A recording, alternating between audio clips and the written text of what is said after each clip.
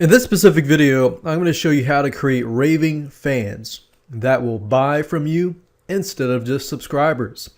Now, in this case, when I talk about subscribers, I'm just talking about people that are on your list.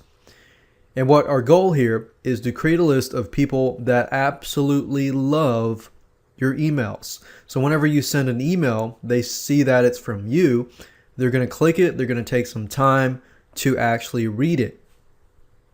So let's go ahead and get started. First things first, you need to position yourself. Your subscribers will be attracted to you depending on how you position yourself or introduce yourself. So when they subscribe onto your list, you need to position yourself right then and there. And what I mean by that is this: are you there to help them? Or are you there just to sell to them? And even though helping people sounds really good, you can still help them through what you sell them.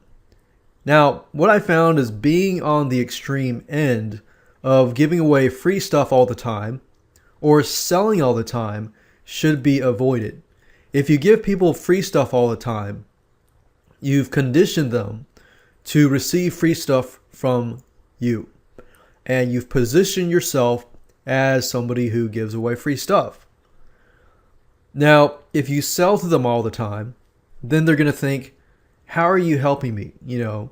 But as long as the products that you are selling relate to possibly helping them, that might be good as well. But in terms of creating raving fans, you need a balance. So that's why I call it the balance formula. What I found over the years is this: there needs to be a balance between the two. A balance between education versus promotions. So in other words, you need to educate them, but you also need to sell. So in this case, we've got a balance of both worlds. For example, the first half of the week, or whatever half that you choose, you could help educate your list on a certain topic that could help them. And then on the second half of the week, you could promote a product that is related.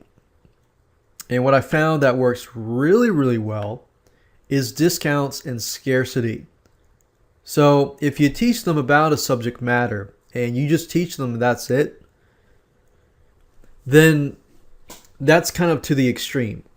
Or if you just sell them about a certain topic and that's it, then that's a little to the other extreme as well.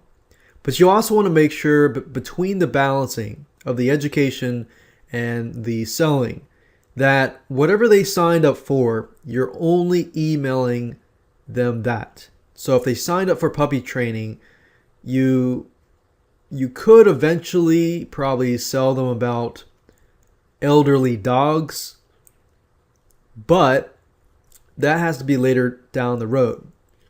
And you have to be careful about that, because somebody who wants puppy training is probably not interested in elderly dog training.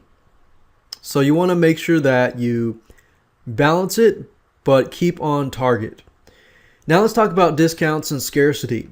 What works even more is if you teach them a subject matter and you promote something that is related, but you take it one step further and you find somebody with a related product.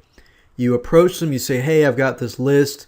It converts really well in terms of this product, and I just taught them about this subject matter, and your product relates to it. What I found is you approach these sellers and you work out a deal.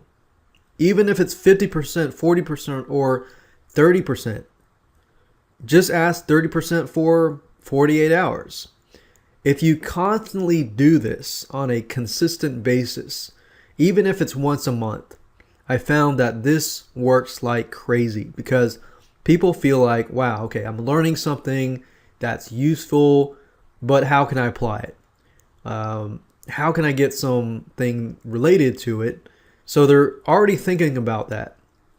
And if you use this method, a specific strategy, then you will do very well in terms of converting your list into raving fans and into buyers. And it definitely takes a little more time on your part, but it's definitely well worth it. And another thing to do is be consistent as well about the time that you email them.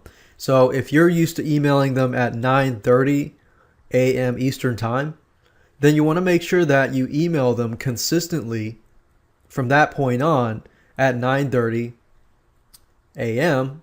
Eastern Time. And I found that helps a lot because people are waiting to receive an email at that time. And of course, people around the world, if you're dealing around the world, that could be a different case from them. But with the autoresponders that you use, like GetResponse and things like that, you can also set it in a way that it'll be sent during their time zone and so forth. But consistency is important. Conditioning your list is important. So whatever you do, make sure that you're consistent. And that's it.